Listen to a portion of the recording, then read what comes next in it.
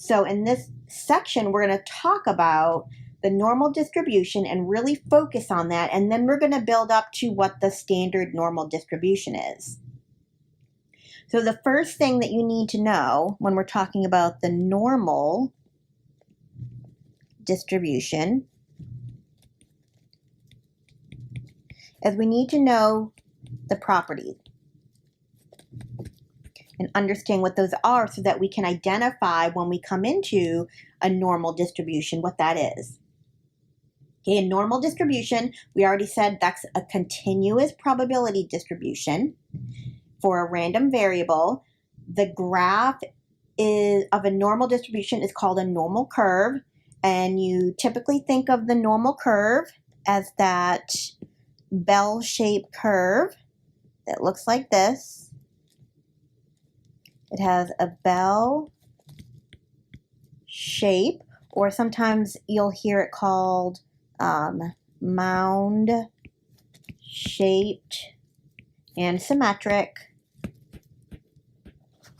And there's some other words that you can use to describe it, one peak and symmetric. But basically you're going to have that kind of a curve where most of it is going to occur in the center at one peak, and then it's going to be symmetric and then tailor off on either end. Okay, now the second thing you need to know is that the mean, the median, and the mode of a normal distribution are all going to be equal. And that is due to the fact that it's symmetric. Okay, the next thing that you should be aware of for the properties is that the total area under the curve, which represents the probability of something happening, that's going to be equal to 1. Or if you're talking in terms of percent, that's going to be 100%. So the total area under the curve represents probability and is equal to 1 or 100% depending on how you're presenting the information. Okay, another thing that you need to know about the normal distribution is that when you look at the tails and they go off to the end, so by tails, I mean this piece over here when it comes off to the end, okay, the tails, it gets closer and closer to the x-axis, but theoretically, as it gets farther away from the mean, it's never actually going to touch the x-axis. Sometimes when we draw things by hand, it's hard, to make sure it's perfectly symmetric and things like that. And sometimes I might get sloppy and the curve might come down and touch the x-axis. But understand that theoretically, the curve is never going to actually touch the x-axis. It's just going to have that idea that it's going to get closer and closer and closer to the x-axis, but it's never going to actually touch it. Okay, and then the next thing is that the mean will be in the center. And when you're talking about the population mean, we'll call it mu, as you come out in either direction, 1 standard deviation or 2 standard deviations, you're going to take m plus your standard deviation, or I'll put down here minus, as you come further and further out from the mean. So here's the mean, and as you come out this way, this value here will be the mean plus your standard deviation. If you come out again another standard deviation, this will be the mean plus 2 standard deviations. And then if you come out in this direction, you'll be subtracting your standard deviations. Now, you can identify approximately where the first standard deviation should come out when you look at the normal curve. When you look at that curve, this right here is called the point of inflection. And that's the point on the graph where the graph goes from concave down, which looks like it's facing down, to concave up, where it looks like it's facing up. Okay, and when you find, and you just do a quick approximation of where you think that point of inflection is, that's approximately where you should come down and where that first standard deviation should start. So let's put that also under here. So the mean is going to be in the center, and as you come out, you're going to add and subtract standard deviations, and then the point of inflection will be approximately where the first standard deviation should be marked on the axis. Okay, so those are some basic properties of your normal distribution. Okay, now that we have an idea of what a normal distribution is and what it looks like, now we're going to discuss the difference between the normal and the standard normal distribution. Now, if I gave you a normal distribution, let's say we are talking about some scores on a test. Let's say that the mean is 100, and let's say that the standard deviation is 5. So that means, looking at my graph here, it looks like this is the part that's concave down, and it looks like this is the part that's concave up. So I'm going to estimate that about right here is where my first standard deviation will come out. So this will be 105, because when I add it from here to here, I keep adding 5 because my standard deviation is 5. So then I have 110 here. When I come out, another standard deviation, and then I have 115, and then going in the other direction, if I go one standard deviation to the left, that's going to give me 95, then 90, and then 85. These are what's called our values of X, which is our raw scores. That's another way of describing it, or our raw data. Okay, now, when we standardize something, we're not looking at the raw data. We're actually looking at how far away the values are from the center, the mean, based on the number of standard deviations.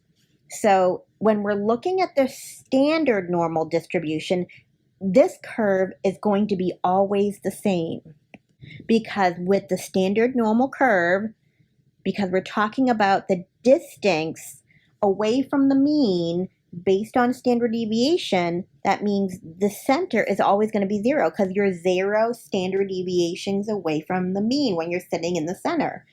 Then this will always be 1 when I'm 1 standard deviation out. This will always be 2. This will always be -1. This will always be -2, etc. Okay, so these values here are always going to be 0, 1, 2, 3, or -1, 2, 3. Now these values here, when we're looking at the standard normal curve, these are called our z-scores. And those z-scores represent how far away we are from the mean in terms of standard deviation. So, for example, if I wanted to compare my value of X in the normal distribution to the value of Z in my standard normal distribution, if I was looking at a score of 110, that would be equivalent to a Z of 2, because 110 is 2 standard deviations from the mean. Let's say I was looking at a value of 106, and I wanted to know how far away I am from the mean in terms of standard deviations. I would know it would be a little bit more than 1, because I know 105 is 1 standard deviation away from the mean. But is it 1.2? Is it 1.3? We don't know. There's a formula for that. To find your value of Z, whether it's a whole number or something in between, you take your raw score, your value of X, you subtract your mean, and you divide by your standard deviation. So in this case, if I want to find the corresponding value of Z for 106, I would take 106, which is my value of X, I would subtract my mean, which is 100, and I would divide by my standard deviation, which is 5. So I would get 6/5, which would be 1.2. let's say I wanted to look at what happens on the other side of the mean. Let's say I wanted to see what happens when x is 94. At 95, we know that's a standard deviation of -1 away from the mean, meaning I'm 1 standard deviation to the left of the mean or below the mean. So I should be -1 point something, something between -1 and -2 when x is 94. So if we do that again for x is 94, let me erase. And we're going to do it again. Now, if I put in x is 94, I take 94 minus 100. That gives me a -6/5, which is a -1.2. Okay, we're going to go through an example now using some new notation. You'll see this new notation right here. The x is the variable. The n means it's normally distributed, meaning it has that bell-shaped curve. The first number after the n in the parentheses represents the mean. So in this case, it means the mean is 5. And the second number in the parentheses is your standard deviation, which in this case is 6. Now, the book uses the actual symbols. I use SD for standard deviation. We should start using these symbols now that we're going to have to start identifying the difference between population and sample, standard deviation and mean. So this is going to be your mu, and then your standard deviation is your lowercase sigma. Okay, now it says we're going to suppose that x is 17 and we're going to figure out what z is. All right, so let's just, for the sake of practicing, let's look at our curve. Your mean always goes in the center. So my mean is 5. My standard deviation is 6, which means approximately where my curve goes from concave down to concave up, which I'm imagining is about right here. That means that's where my first standard deviation is going to be. Okay, here's my graph. So now every one of those tick marks represent a standard deviation, which means when I go to the right, I'm going to be adding 6, and when I go to the left, I'm going to be subtracting 6. So if I add 6, this is going to be 11. If I add 6 again, that's going to be 17. And if I add 6 again, that is going to be 23. Now, we're specifically looking for x is 17, so I'm not going to bother going out to the left. But if you did, remember you subtract 6 going this way.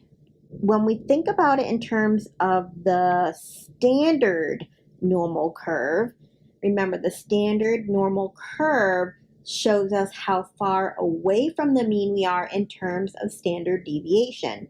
So the mean, when you're looking at the standard normal curve, will be 0.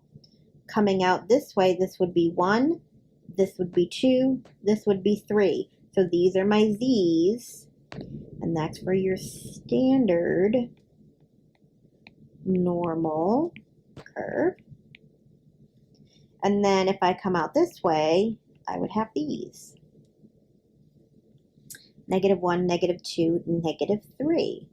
Now it's asking us to find the value of z when x is 17, and that is right on a whole number, right on our graph for one of our values of z. So we can see that when x, our raw data is 17, our value of z is 2, which means we are 2 standard deviations to the right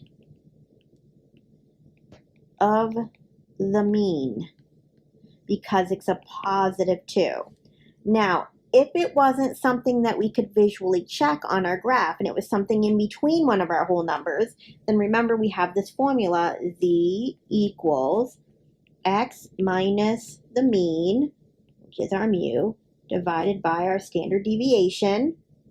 So I would put in my raw score of 17, I subtract my mean, which is 5, and I divide by my standard deviation, which is 6. So I would get 17 minus 5, which is 12, over 6, and we get 2, which checks out when we check it visually on the graph. In this next example, we have that some doctors believe that a person can lose 5 pounds on average in a month by reducing his or her fat intake and by exercising consistently. Suppose weight loss has a normal distribution. We're going to let X be the amount of the weight loss, so that's our variable in pounds, and it says the amount of weight loss in a month, and we're going to use the standard deviation of 2 pounds. And so here's our notation. X is our variable. N is for the fact that this is a normal distribution. 5 is our mean, and 2 is our standard deviation.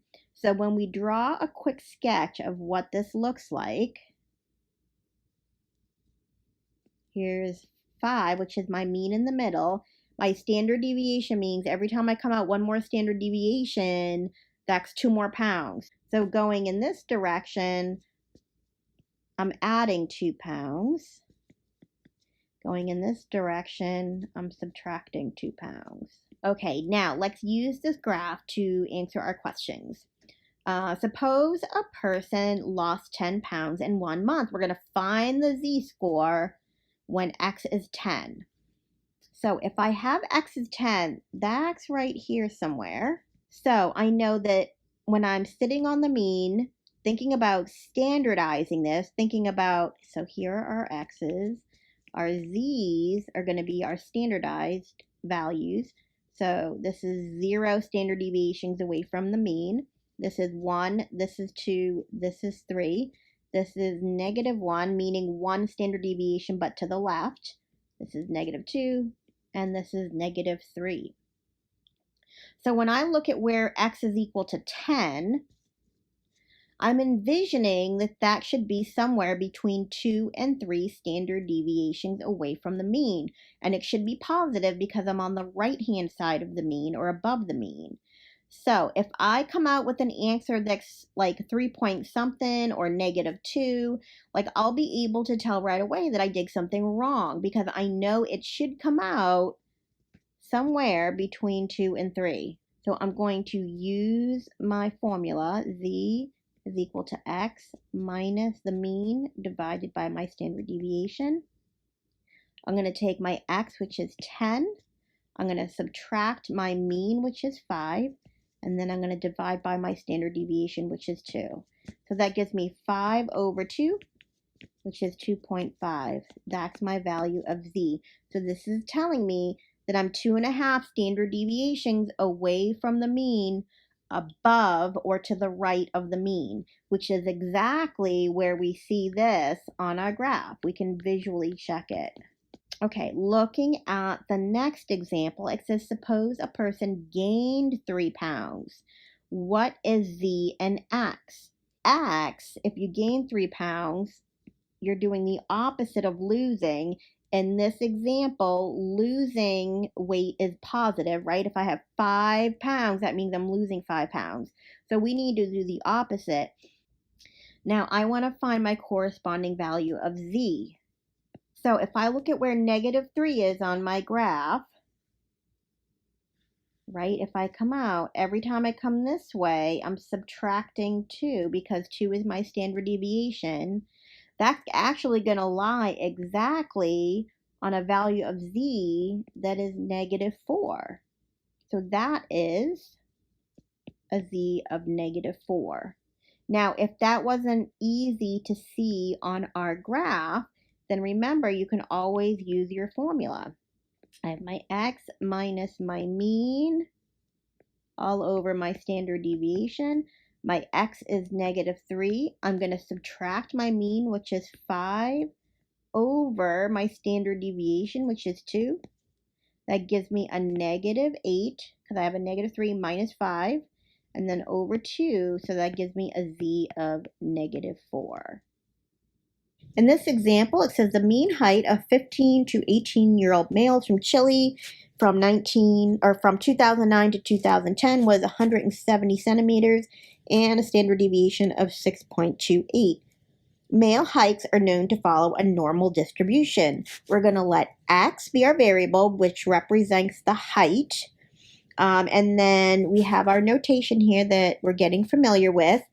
The x is our variable. The n means this is a normal distribution. And then this first number is the mean, and the second number is our standard deviation. Okay, so let's use this information to draw a quick sketch of our normal curve. So the mean always goes in the center. This represents centimeters in height. Okay, so if I come out from 170 in the center, if I add 6.28, that's coming out 1 standard deviation, so I'm going to label that as 1 SD. If I come out again 6.28, that's going to give me 182.56. And then if I come out one more time, that's going to give me 188.84. So this is coming out 2 standard deviations, and this is coming out 3 standard deviations. Now, if I come out to the left, let's see, if I come out and subtract 6.28, that's going to give me 163.72, then 157.44, and then 151.16.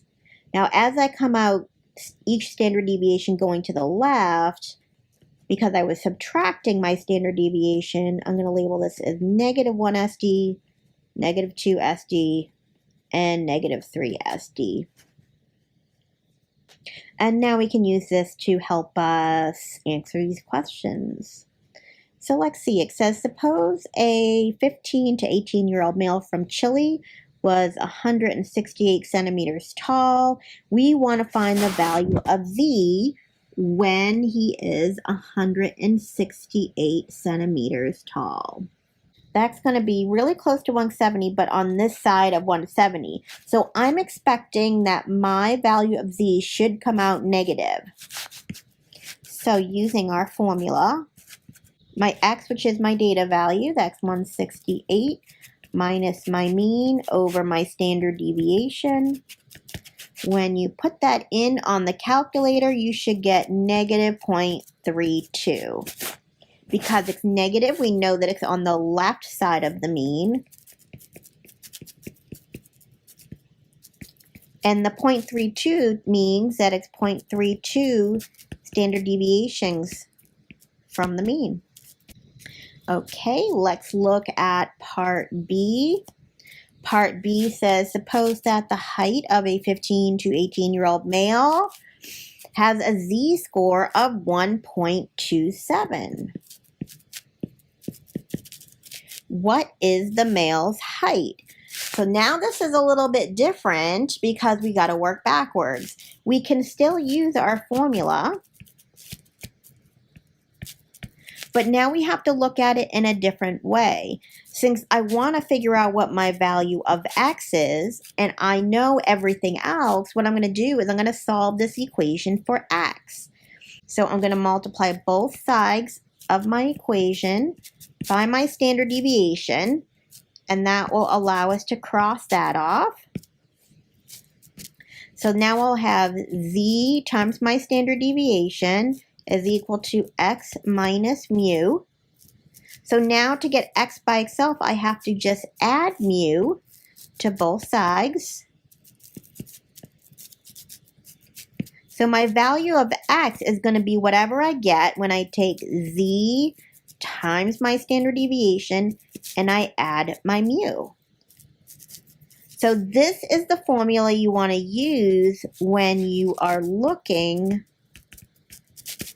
for X and you know the value of Z. We're really just using the same formula. We're just using it backwards. Okay, so if I want to find the value of X, I need to take my value of Z, which is 1.27, multiply it by my standard deviation, which is 6.28, and then add my value of my mean, which is 170. Okay, now if I put that in on my calculator, I'm going to get 177.98. So if a guy that is age 15 to 18 from Chile has a height that is 1.27 standard deviations above the mean, that means his height is actually 177.98 centimeters. So if we come up here and look at it on the chart, I'll use purple for this one. If we look for 177.98, that's going to be somewhere around here.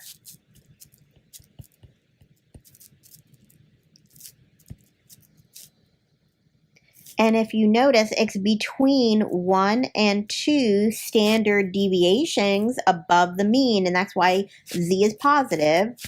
And so z was given to us as 1.27.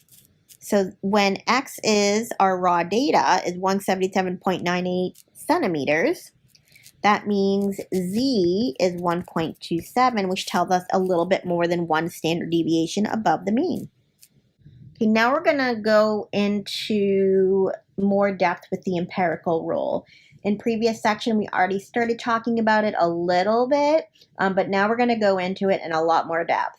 And the empirical rule, you might also see it known as the 68, 95, 99.7 rule. That's another way to say it. It just depends on what book you're looking at. And what the empirical rule tells us is that 68%, and this is, I should stress that this is approximately 68% of the data values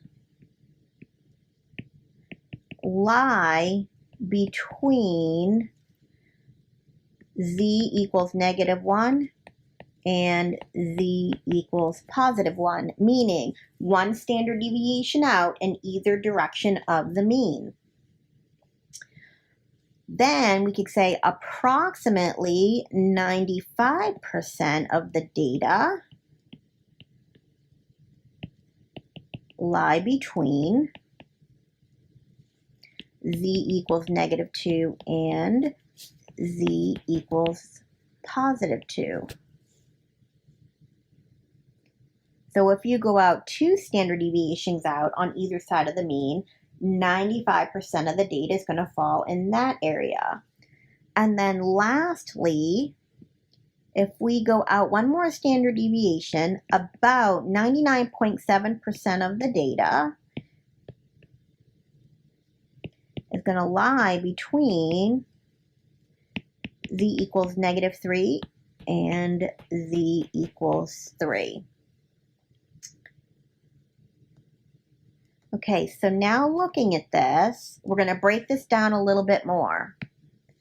So in here, let me actually use the highlighter. So in the area where we have between -1 and 1 for z, that is going to be 68% of the data. Now if we want to break it up into smaller chunks so that we can get some more detail, if I want to know what is specifically just from here to here and here to here, how much data falls just 1 standard deviation out from the mean and just half of that, then I would take 68 and divide it by 2. And we can do that specifically because this distribution is symmetric. So I know the area under the curve is going to be even on either side of the mean. So I know it's going to be half of 68. I'm going to say that from here to here is 34% of the data. And then from here to here is 34% of the data. So that the total from here to here is 68% of the data. I would subtract off that 68% in the middle to see what total is left in the green area, and that would give me a total of 27. So I know the total of those two green areas is 27. But if I want to know what goes in each of those green areas, then I have to take 27 and divide by 2. So when I do that, I get 13.5. So I know that all the way from here to here is 95% of the data. But we just used some common sense and some arithmetic to figure out that from here to here is 13.5%. And from here to here is 13.5%. I know that all of this, everything under the curve from here to here, covers 99.7%, everything under the curve from here to here. But we know that from here to here is 95%. So if I want to see what is in just these yellow strips right here, I'm going to take 99.7 and I'm going to subtract 95. So I know a total of 4.7 is in both of those yellow strips. So if I want to see what is in just one of those yellow strips, I divide by 2. And so I know that just in this yellow strip here, I have 2.35% of the data. And in this yellow strip here, I have 2.35% of the data. Okay, now to take care of these last little pieces here, these wings, I know that from here to here is 99.7% of the data. I know that under the entire curve is 100% of the data. So what's left in these tiny little pieces, or these little wings off to the right and to the left, I know is 0.3% in total for both of them. Then if I want to know what's in each one, I divide by 2. So in this little wing right here, that's going to be 0.15% of the data. And in this little wing right here, that's going to be 0.15% of the data. The total of everything under this curve should add to 100%. And now we can check it. If I add 0.15 and then I add this area here, which is 2.35, and this area here, which is 2.35. Then if I add this area here, which is 13.5, and this area here, which is 13.5, and then I add this area here, which is 34, this area here, which is 34. If you add all of those up, you should get 100% of the data. Okay, now let's use this to answer these questions below. In the first example, it says, suppose X has a normal distribution with a mean of 50 and a standard deviation of 6. Let's draw our picture here. Now, if I wanted to write out the notation, it would look like this. Because it's a normal distribution, I would have the mean is 50 and a standard deviation of 6. 50 is going to go in the middle, and then I'm going to keep adding or subtracting 6 to come out in either direction. So this would be 56. This would be 62. This would be 68. That's 3 standard deviations out. So these are my x's.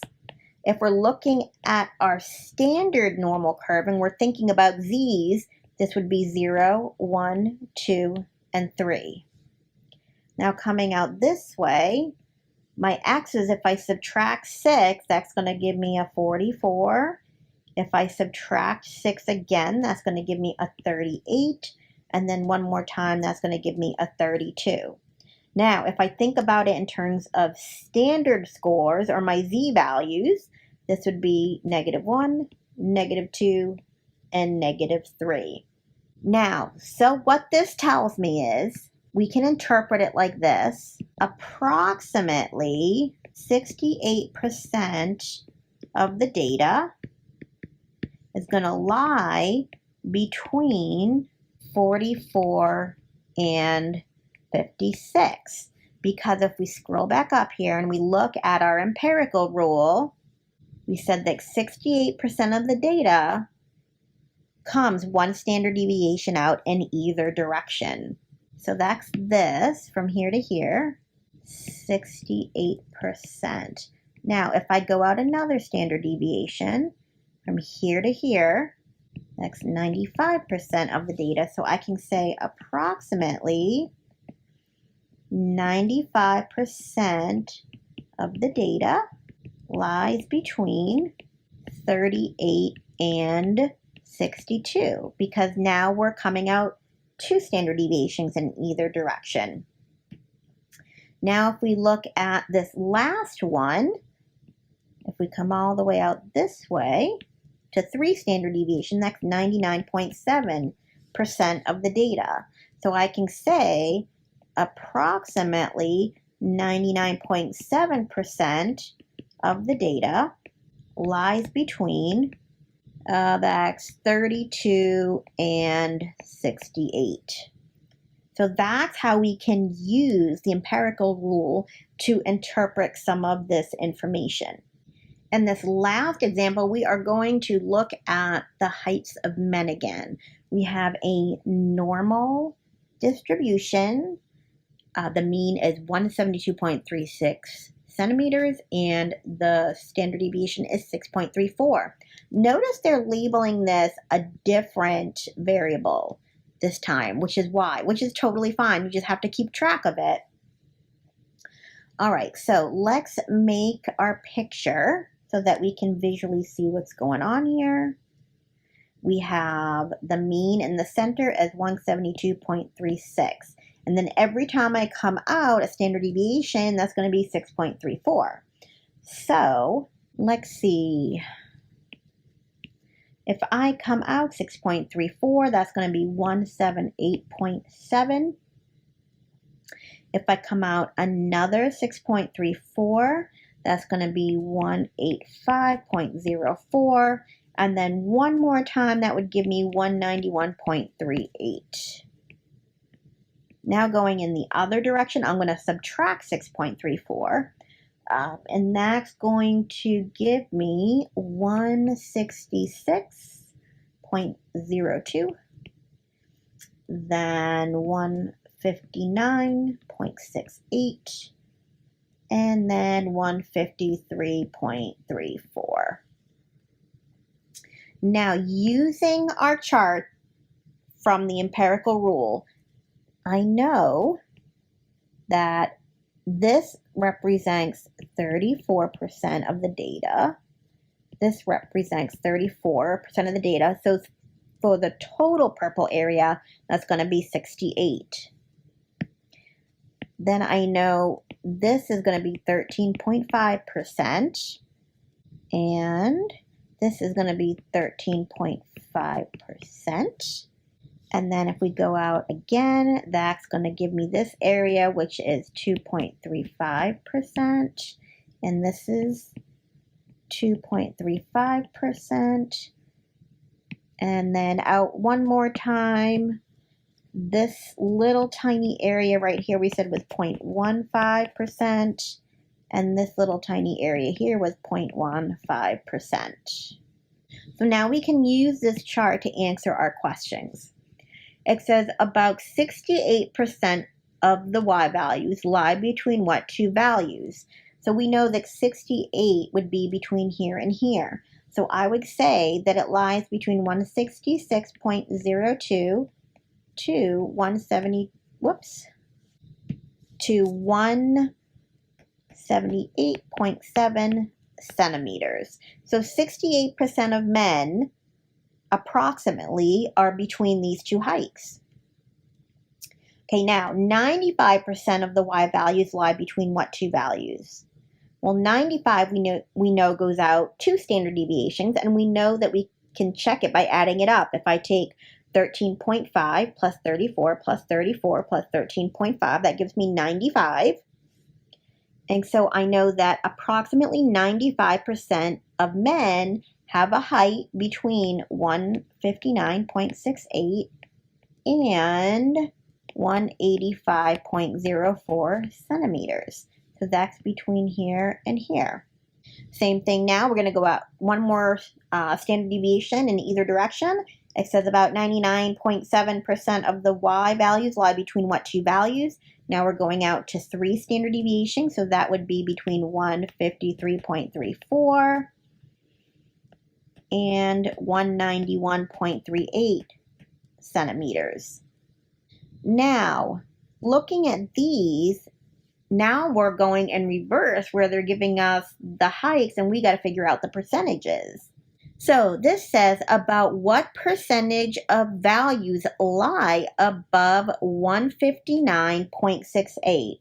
So if we're looking at all the values that lie above 159.68, here's 159.68. We're looking at everything that falls in this category. So I would have to take all of those percentages and add them up to double check. So I would have to take all of those percentages and add up to find out. So I would take 13.5 plus 34 plus 34 plus 13.5 plus 2.35 plus 0.15. That would give me 97.5%. Okay, now the next one. It says about what percentage of values lie below 159. So below 159.68 is this area that I just highlighted in green again, going in the other direction. There's 2 ways that we can do this. I know that the full graph contains 100%, so I could take 100% minus what lies above, which is 97.5, and I would get 2.5%. Or the other way I could do it is just add up the 2 slices of that graph, which is 0.15 and 2.35, which again gives me 2.5. So either way it's fine. The next question says, what percentage of values lie above 191.38? So here's 191.38 that I just highlighted in green. That's just this little piece right here. So that's just 0.15% of the data.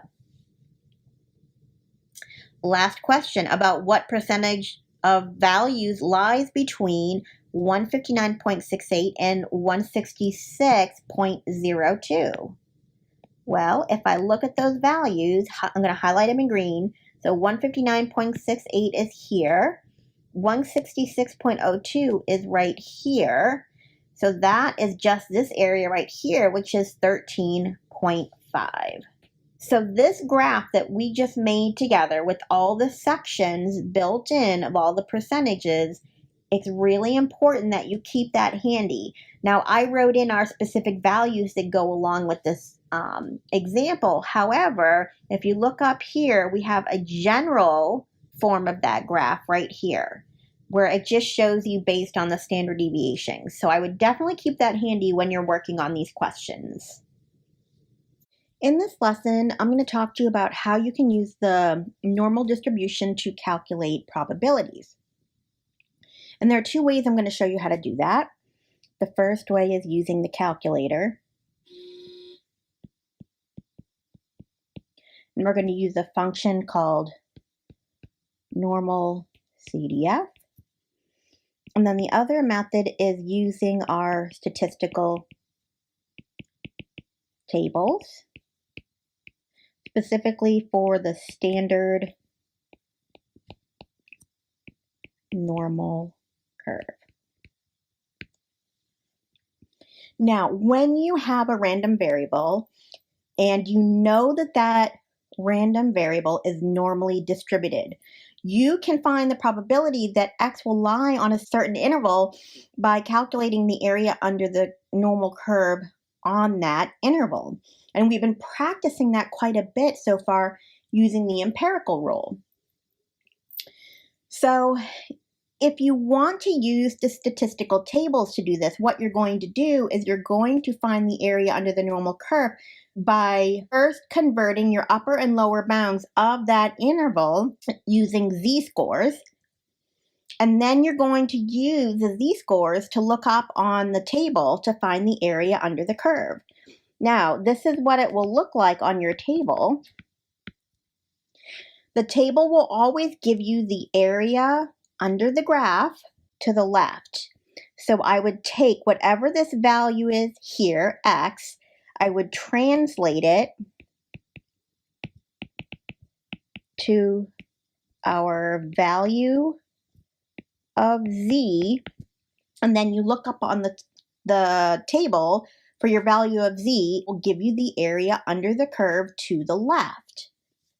Now, if you want to find the area to the right, because I know that the entire area under the curve is 100%, using the table, if I want to find the area to the right, I would just take 1 minus the area from the left.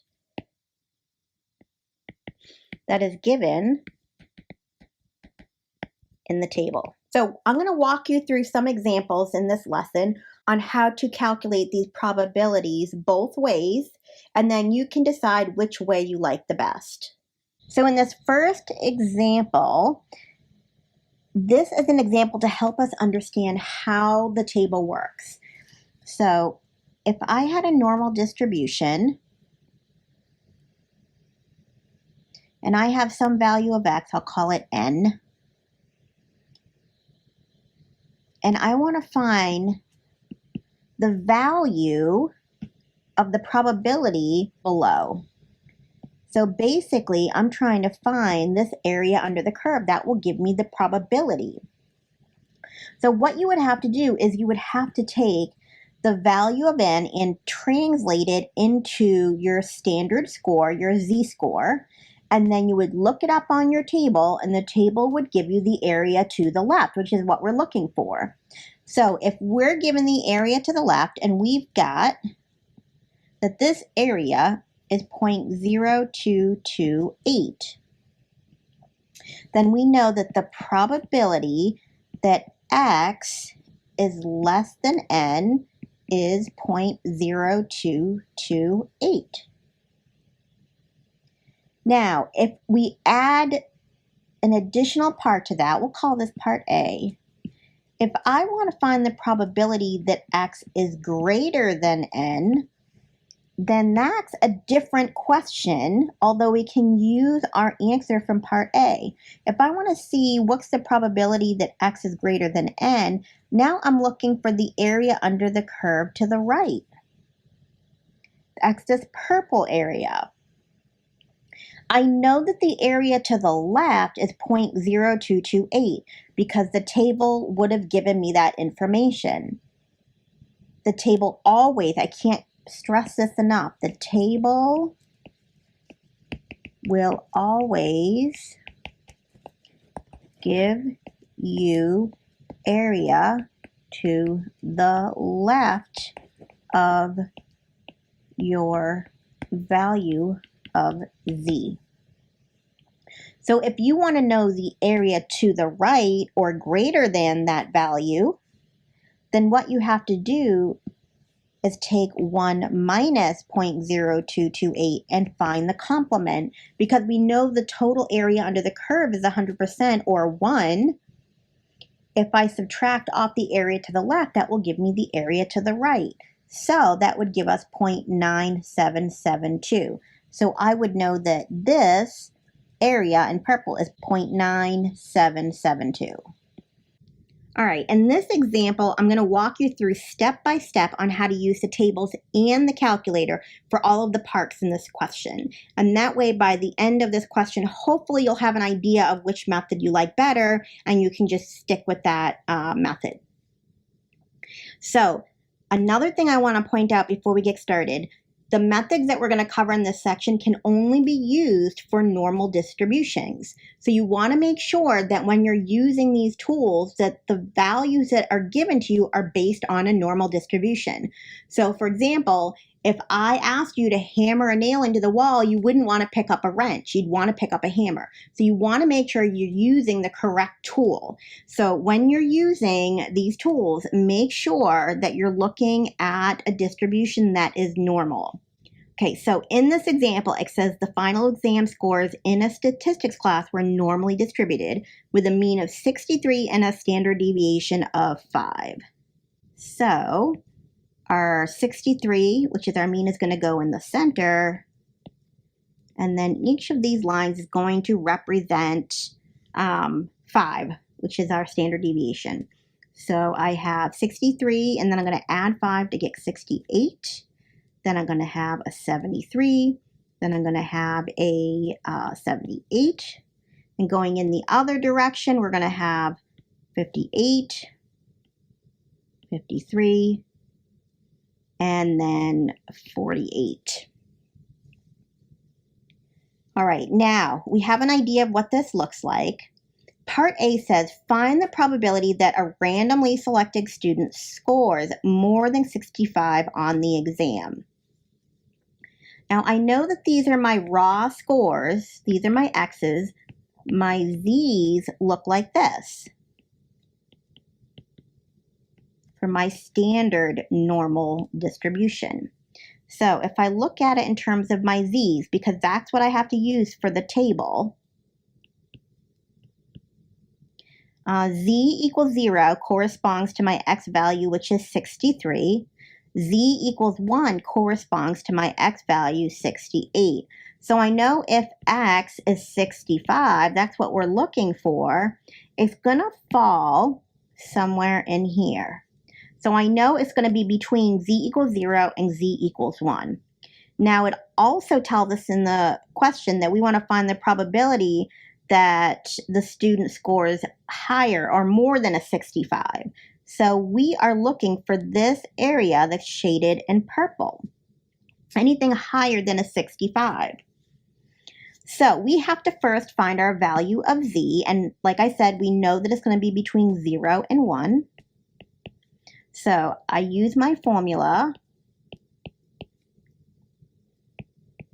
So I use my X value is 65, my mean is 63, and I'm going to divide by 5. So I know my value of Z is 0.4, which makes sense because we knew based on our picture that it should be between 0 and 1. So now what we're going to do is we're going to look up Z equals 0.4 on our table. We're going to use, for these problems, we're going to use A and B. If you scroll down here, table A gives us our values of Z that are negative. And then table B gives us our positive values of Z. I also want to point out that if you look at the picture given in this table, that it shows you that the area to the left of Z is what's shaded. So that will give you a reminder that if you're looking for the area to the right, this table doesn't give you that information. It gives it to you from the left. So then you would have to subtract from 1 and find the complement if you're looking for that area to the right. Now, our value that we got for Z is positive. So I'm going to use table B. And our value of Z was 0.4. So I'm going to come down and look for Z is 0.4. And if you notice, that's right here where I highlighted 0.4. Now these values that are across the top will be if you go out an additional decimal place into the hundreds. So for example, if I got that my value of Z was 0.45, I would start off with 0.4 here and I would come across, and this right here would give me my hundreds place. So I would look, if I had Z is 0.45, I would use that value right there as the area under the curve on the left. Because our value of Z came out to 0.4 exactly, I'm going to use that my hundredths place is 0. So I'm going to come across here. I'm going to see z is 0.4. So I'm going to find that my area under the curve to the left of z equals 0.4 is 0.6554.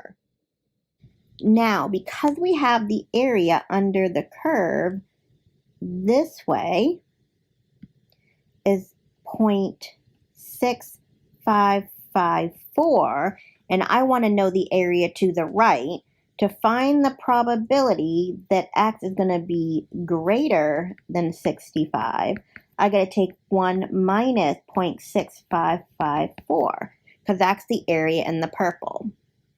Now, when I do that, I'm going to get 0.3446. Now, using the calculator, we are going to use the function on our calculator called normal CDF. Let me show you how to use that now. To find the probability using the calculator, what we're going to do is we're first going to access the distribution list by clicking on the second button and then the vars button, and that way we're accessing that distribution list. Okay, now this is the same place we went to for binomial, PDF, and CDF. We're going to now choose normal CDF. I'm going to choose option number 2. I'm going to hit enter. Now, what we want to do is we want to enter in the lower and the upper limit of our interval. Since we want to find the probability of a student earning a score of 65 or higher, we want our lower limit to be 65 and our upper limit is going to be infinity. We want it to go from 65 and up.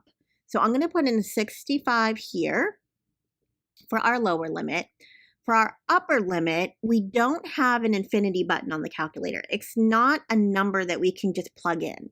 So what we're going to do is we're going to put in a super huge number. Okay, and the number that the calculator recognizes is 1 times 10 to the 99th power.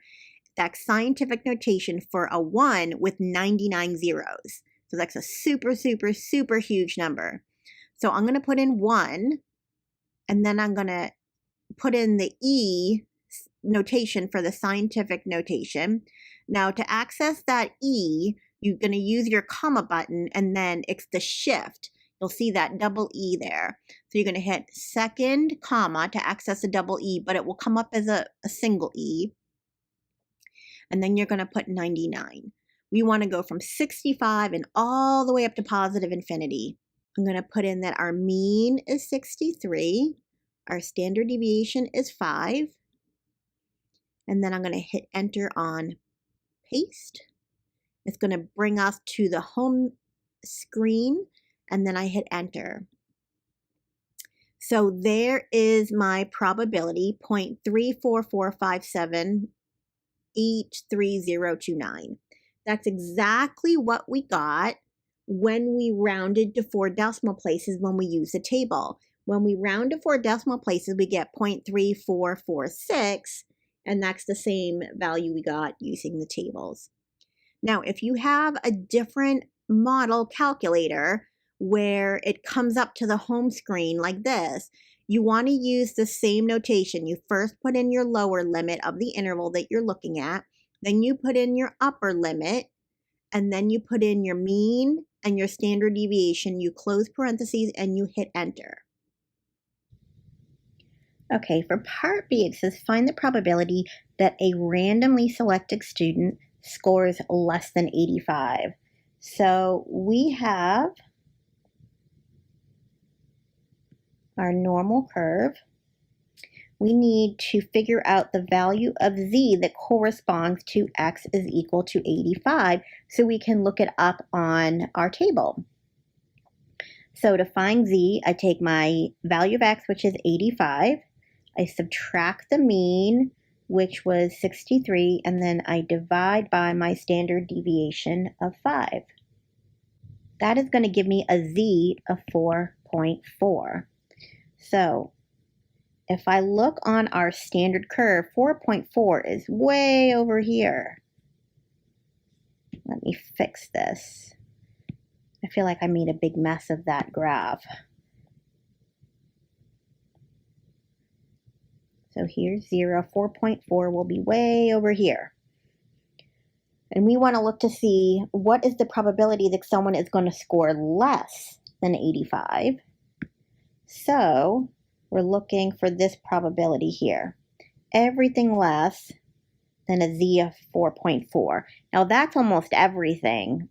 There's just this tiny little spot here that's greater than 4.4, but that's almost the entire graph. So we expect this to be a huge percentage. The probability notation that we're going to use is the probability that x is less than 85. Now let's go ahead and use the table to actually calculate what that probability is. And it looks like the highest it goes is 3.4. And that's actually 3.49 if you look at the hundredths place up here. And that probability for 3.49 is 0.99998. So we don't have the specific value for 4.4 given the table. However, it is so close to 1 that if we round this to 4 places, it's going to end up being 1 anyways if we go past 3.4. Now the value that we're looking for is 4.4. Just looking at 3.4, it's almost 1. So if we go even further, then that is going to be even closer to 1. So for this, I would actually just round it to 1. So using the tables, we found that the probability is so close to 1 that we just rounded it to 1. Now, if we look at using our calculator function, we have our normal CDF, and what we're going to put in the parentheses, we got to put our lower limit, then we got to put our upper limit, then we got to put in our mean and our standard deviation.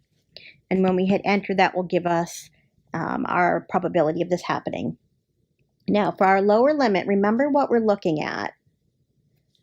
Here's our x is 85. We want everything less than 85.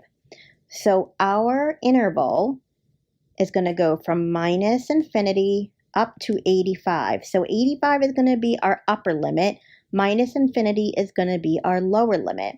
Now for infinity on the calculator, remember we always use 1e99 for that really big number. If it's negative infinity, we use the same thing, but we just put a negative in front of that one. So that's a really big number, but in the negative direction. So for our notation for the calculator, I'm going to put in negative 1e99. Then I'm going to put in our upper limit is 85. Then I'm going to put in our mean is 63 and our standard deviation is 5. So let's go ahead and do that on the calculator now. The bars button to access the distribution list, we're going to access option number 2. Since our lower limit in this case is negative infinity, we want to go all the way to the left. So we're going to do negative 1e99. Our upper limit is 85. We want to look for everything less than 85. That's our probability we're looking for. And then our mean is 63 and our standard deviation is 5. I'm going to hit enter. And it gives us a number that is so close that when we round it to 4 places, we get 1. Now, in the last 2 parts of this example, we're asked to find the percentiles. Now, in the previous sections, when we were asked to find a percentile, there was a formula that we used. However, in that instance, when we were using those formulas, we knew what the specific data values were. In this case, we know that it's a normal distribution, and we also know what the standard deviation and the mean values are, but we don't know what the individual data values are. And when we use those formulas, we need to know that so we can count to the correct position. So we can't use that method here. However, we can use, there's two methods here. We can use the table and work backwards, or on the calculator, what we can do is use a function called inverse norm. So first I'm going to show you the method using the table. So to do that, I need you to visualize what's going on here. Here's our normal curve. The question is asking us to find the 90th percentile. So what that means is we're trying to find the value of x where the cutoff is, so that 90% is to the left and 10% is to the right. And remember what values in the table represent. The values in the table give us z values with their corresponding percentiles. So we're going to work backwards here, where we're going to look through the table and find the corresponding value of z that matches a percentile of 90%. I can narrow it down to finding a positive value of z because I know I'm on the right-hand side of my normal curve. And I know that I'm on the right-hand side of my normal curve because I'm looking for the 90th percentile. So I'm looking for more than 50% lying to the left. So it's got to be on the right-hand side, meaning a positive value of z. So that helps me narrow down whether I'm looking for a positive z or a negative z. Then, once I figure that out, I'm going to look for the closest value that I can come for the area under the curve being as close as I can to 0.9000. That's the 90th percentile. So, as I look through here, I'm just trying to see, I'm getting closer with this one right here. That's 0.92. So that's about in the 92nd percentile. Here's 0.9066. And then if you look, this is the closest I can get right here. If I look at 0.8997, that is super close to 0.9. Okay, so that would be 1.2. And then if I come up here to look for my hundredths place, it would be 1.28. So my value of z would be 1.28.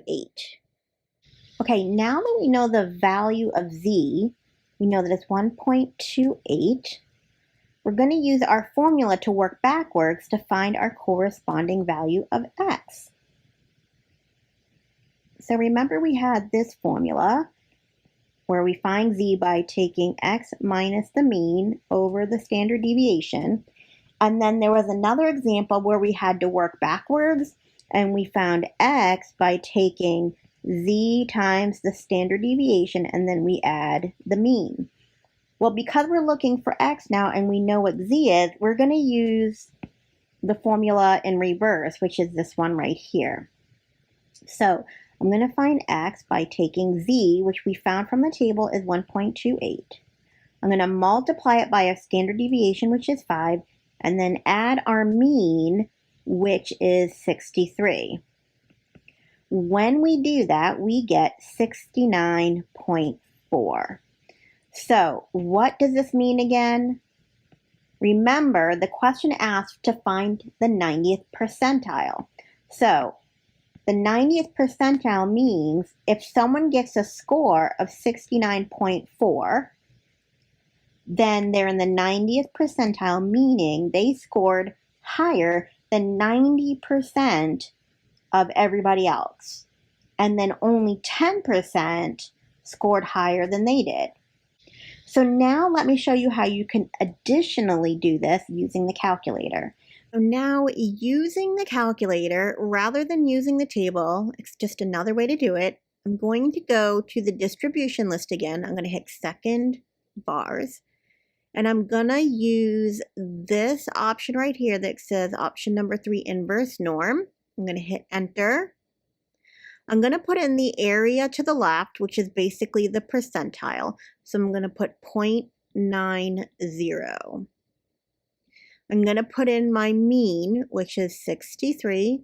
and my standard deviation is 5. Now we're looking at the area to the left.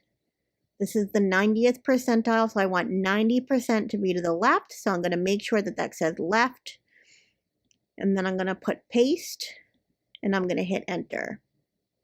And it's going to give me the same value, well, not the same, but pretty darn close to what we had before when we did it by hand using the tables. So we got previously 69.4 using the tables. This is giving me 69.4077.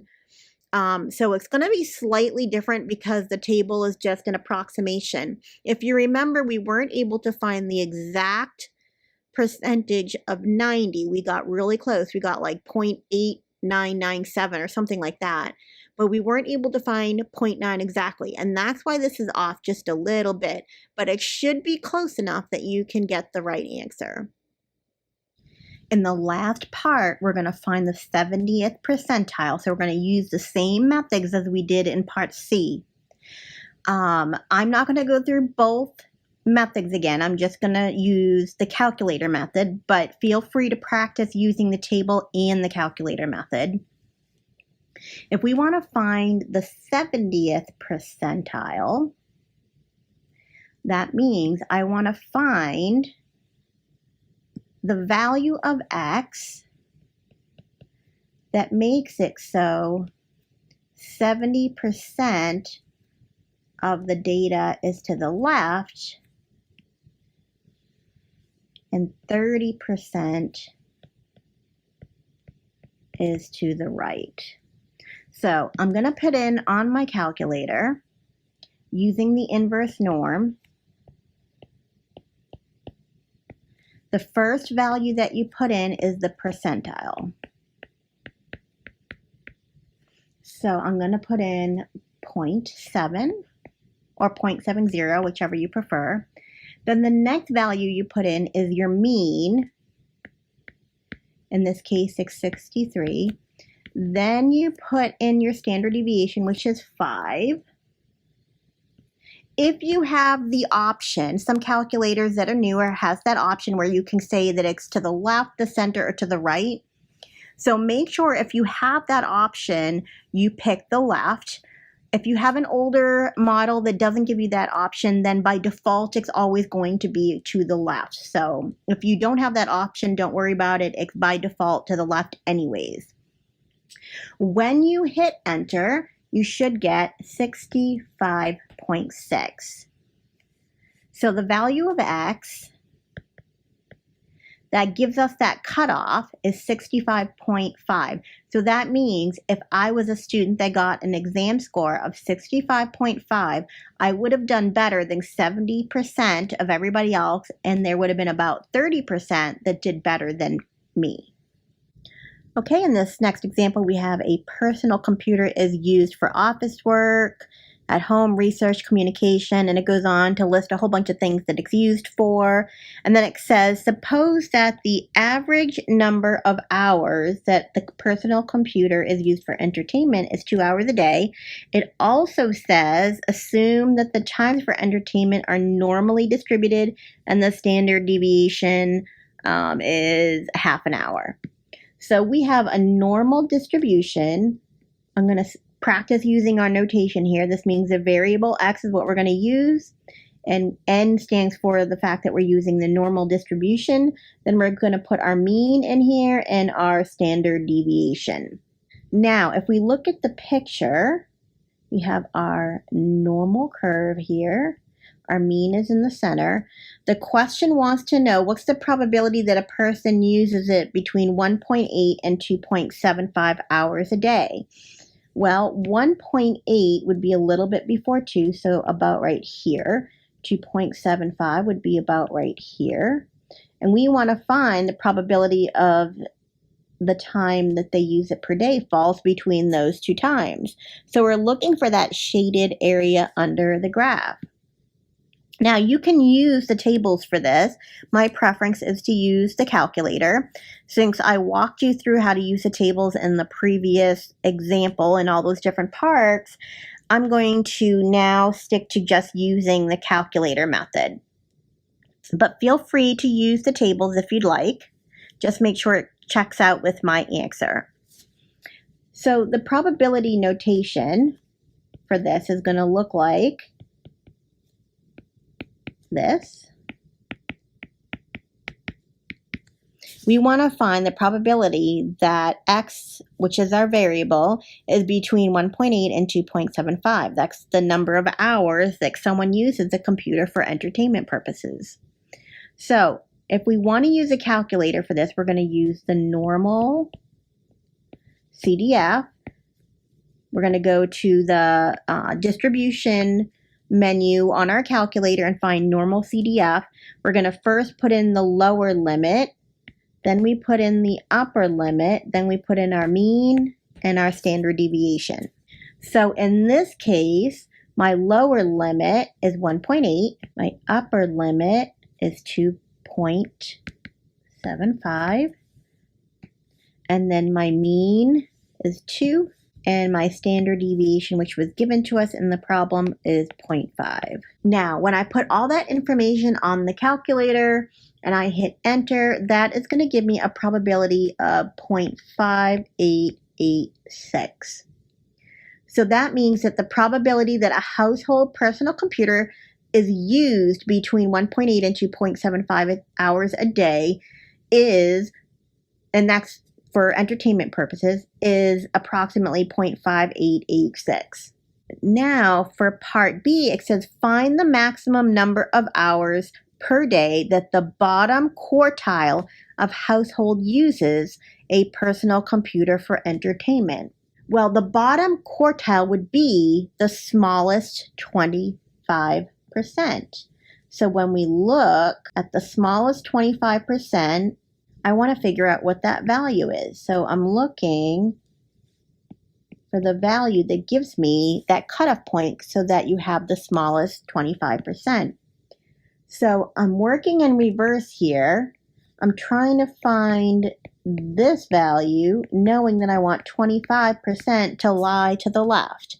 When you're working in reverse and you're trying to find the percentile, remember we have that calculator function, inverse norm.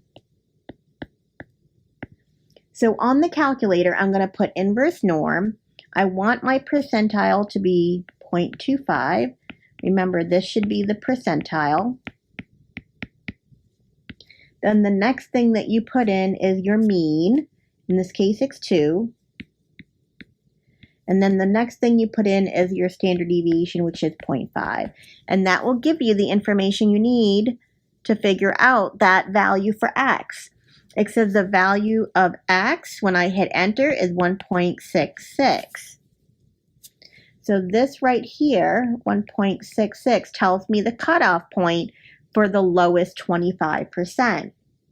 So that means that the maximum number of hours per day that will be in the bottom quartile of households that uses a personal computer for entertainment is 1.66 hours. If you forget that inverse norm is under the distribution list, when you hit second and then vars on your calculator. Okay, in the next example, it says in the United States, the ages 13 to 55 and up of smartphone users approximately follow a normal distribution, and the mean in standard deviation is 36.9 and 13.9 years respectively. So in part A, we want to find the probability that when we pick someone in this age range, they're between 23 and 64.7 years old. So if we look at our picture, our mean is in the center, which is 36.9. We want to find the probability that the person that we randomly pick is between 23 and 64.7 years old. Using the calculator, we're going to use the normal CDF function, and you'll always put in the lower limit, then the upper limit, then the mean, and the standard deviation. So for us, when we put this in on the calculator, we're going to put in our lower limit, which is 23. Upper limit is 64.7. The mean is 36.9 and the standard deviation is 13.9. When we hit enter, we're going to get 0.8166. So the probability that we pick someone between 23 and 64.7 years old is approximately 0.8166, or about 82%.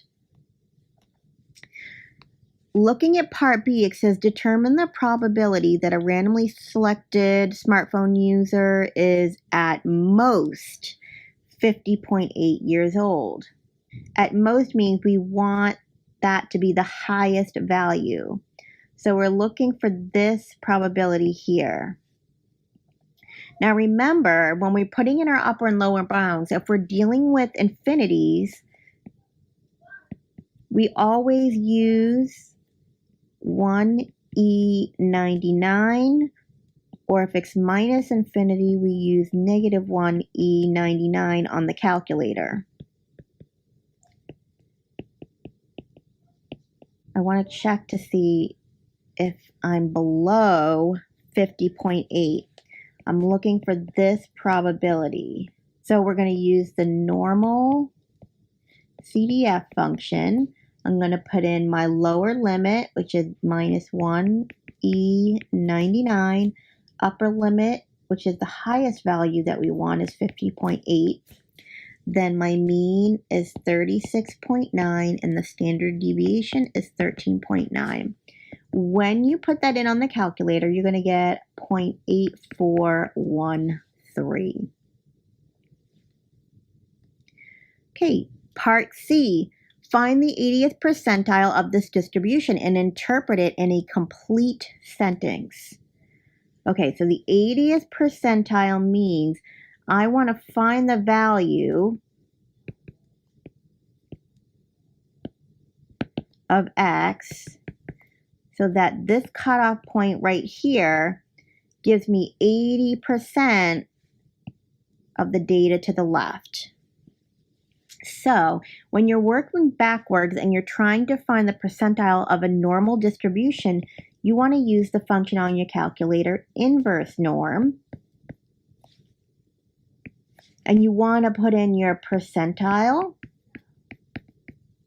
Then you want to put in your mean and standard deviation. In our case, we're going to put the percentile is 80%, which is 0.8. Then we're going to put in 36.9 for the mean and 13.9 for the standard deviation. When we do that, we're going to get 48.6. So this value here that makes the cutoff point so that everything to the left is 80%, that value is 48.6. So now as far as interpreting it, we could say that 80% of cell phone users, and then that's specifically for the age range of 13 to 55.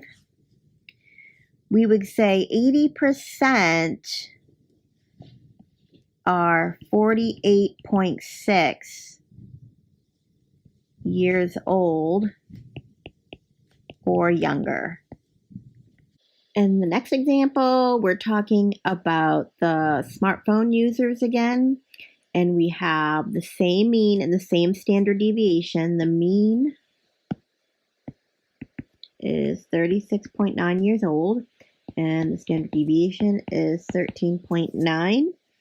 And then we're going to use this information to answer more questions. So in part A, it says calculate the interquartile range. So in order to calculate the interquartile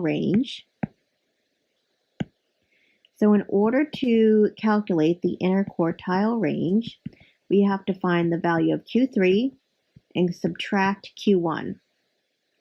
Now we know that Q3 is the 75th percentile, and we know that Q1 is the 25th percentile. So we're just going to use the inverse norm on our calculator to find those values. So for Q3, We're going to find the inverse norm by putting in our percentile of 0.75, our mean, which is 36.9, and our standard deviation, which is 13.9. When we do that and we hit enter, we're going to get that our 75th percentile, or our Q3, is 46.2754. Now we're going to do the same thing for Q1, but now we need to find the 25th percentile for Q1, so I'm just going to put in 0.25, and everything else stays the same. Now, when we do that on the calculator and we hit enter, we're going to get that the 25th percentile is 27.5246. So now that we have our Q3 and our Q1, we can find our inner quartile range. So I'm going to take 46.2754, and I'm going to subtract 27.5246. When I do that, that gives me 18.8. So the range of our middle 50% of values is 18.8. In part B, it says 40% of the smartphone users from 13 to 55 are at least what age? So at least what age makes this a little bit tricky, because when we think about what at least means, that means the minimum. So we want it to be at that age or greater. So really what we're trying to find is the probability of X being greater than or equal to some number, that this is what we're going to try to find. And that gives us a probability of 40%. But remember, when we put it in the calculator, the percentiles are represented by the values or the percentage that is to the left. So we need to retranslate this in a way so that we can enter it in on the calculator. When we look at our graph, if we want to find that value of X, I'm just labeling it generically as N right now. We want to find that value of X that gives us a cutoff point so that this is 40%. But if that's the case, then we know that what lies to the left is 60%. So when we reword this, I want to find the value of N so that when I look to the left or less than, I get 60%. So this is how we're looking at it in terms of being able to put it in on the calculator. So when I put my information in on the calculator to find inverse norm, I want to find the value for the 60th percentile.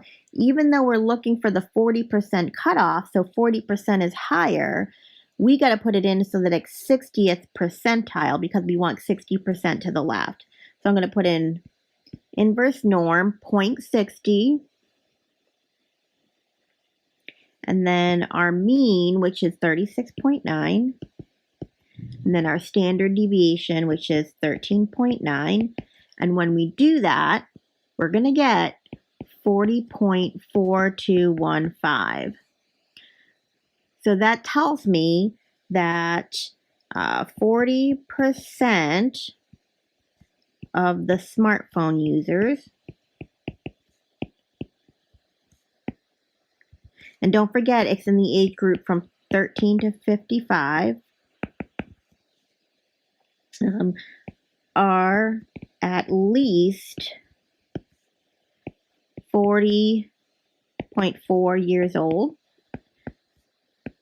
And that's if we round it to one decimal place. And the other way that we can say that is 60% of the smartphone users is younger than 40.4 years old.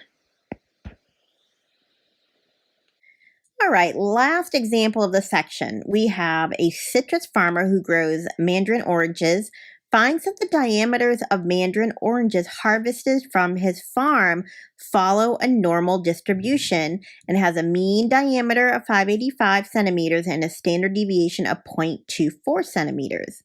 We want to find the probability that a randomly selected mandarin orange from this farm has a diameter larger than 6 centimeters. We're going to sketch the graph.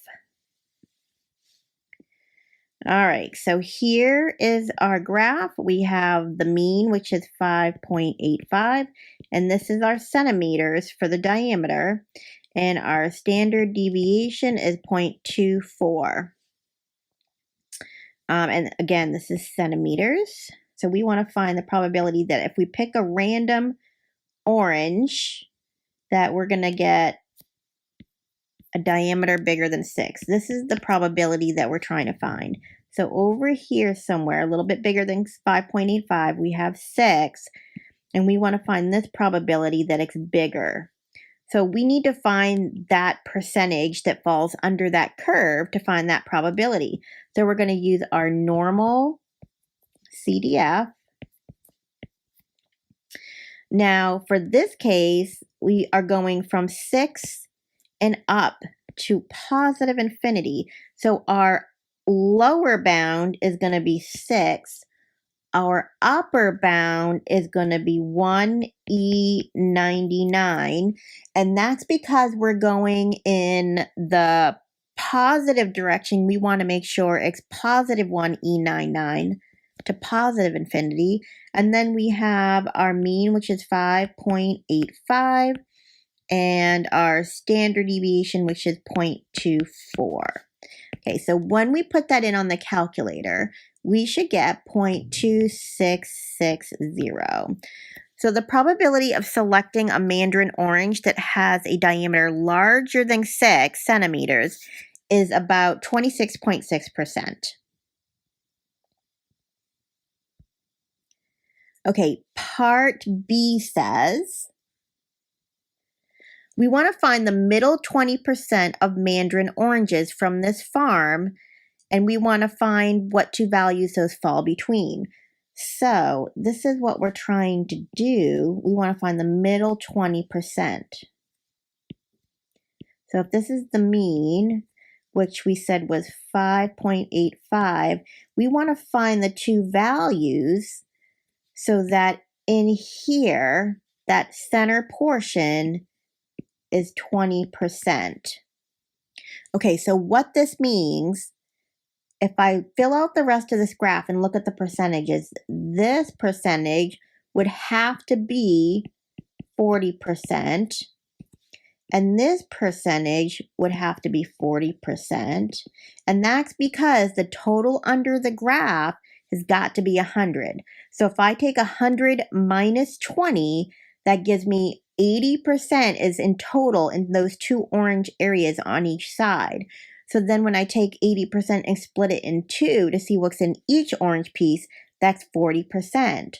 So I can find this X value by finding the 40th percentile, and then I can find this X value by finding the 60th percentile, because from here over would be 60%.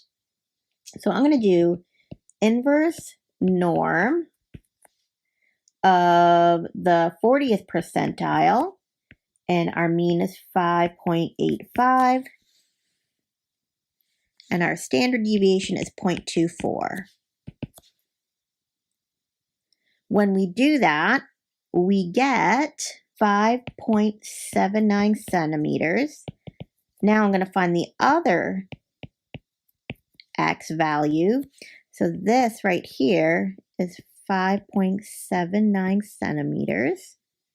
So now I'm going to find the 60th percentile using the same strategy. Now, when I put in for the 60th percentile and I find that on the calculator, that's going to give me 5.91. So this value right here for X is 5.91. So the middle 20% of mandarin oranges that have that, the diameter is in the middle 20% is going to lie between 5.79 centimeters and 5.91 centimeters. Okay, part C. It says find the 90th percentile for the diameters of the mandarin oranges and interpret it in a complete sentence. 90th percentile means I want to find the cutoff point so that 90% of the mandarin oranges that have that diameter size is to the left of that cutoff point. So I want to find the inverse norm. I'm going to put in for the percentile 90th percentile, so 0.9. Then I'm going to put in my mean and my standard deviation. And when I do that, I'm going to get 6.16 centimeters. We would interpret this by saying 90% of mandarin oranges have a diameter that is less than 6.16 centimeters.